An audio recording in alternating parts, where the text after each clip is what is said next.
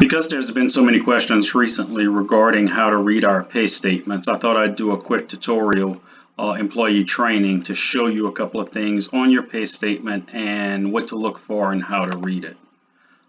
Starting off here at the top, this is a sample pay statement that I created for this pay period that we're in right now. Starting on the top at the right, it shows you the start date of the pay period, the end date of the pay period, and the actual pay date, which will always be the Friday following the end of the pay period.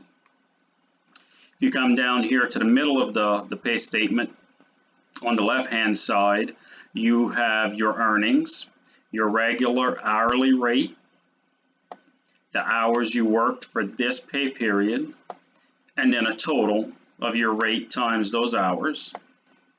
If you had any overtime, it would be marked here. If you took any vacation, paid time off, it would be marked here. If there was any holiday pay, it would be marked here. All of this would be added together and you would get a total right here, which is your gross pay.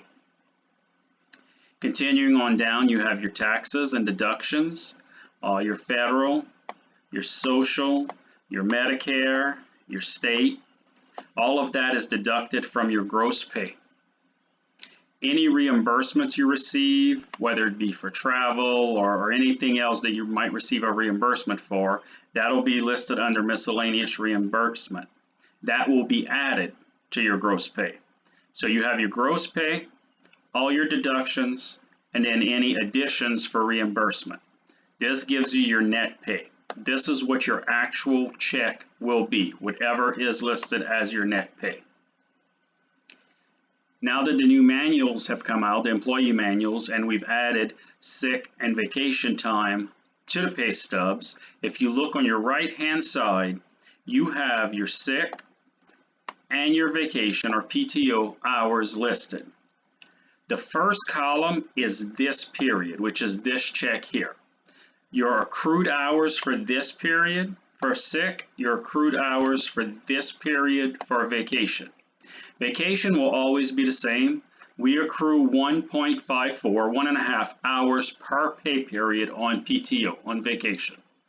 Sick, you might notice this number change from pay period to pay period. Sick is based on 1 hour per every 30 hours that you work. So this will not always be the same. It's based on how many hours you worked in that pay period, and for every 30 hours that you worked, you get 1 hour. Both the PTO and the sick, how they're calculated and accrued, is explained in the new employee manual. Some of the confusion that has come in and some of the phone calls I've got is people don't understand how much in total they have. That is in your year-to-date column. If you look at your sick year-to-date, this shows you how much time you have right now accumulated from the beginning of the year. So this period is what you're accumulating on this check. Year-to-date is what you've accumulated from the beginning of the year, January 1st. This is, in essence, what you have available to take if you were sick. Same thing on vacation. You have, if you had any carryover, let's say you're an employee with 3+ years or an employee with 5+ years of service, then you started the year with additional hours because of your years of service. Then you're accruing your 1.5 every pay period, so your accrued hours year-to-date is this. This is what you have available to you to take, is in your year-to-date column under accrued hours. If you've taken any hours so far this year, it'll be listed next, subtracted from your accrued hours, and then that'll give you a balance of what you have left that is available for you to take. So this period is what you're accruing on this check. Year-to-date is what you have available to you. Also there is your total hours worked. This period, you've worked 80 hours. Year-to-date, that's the hours that you've worked.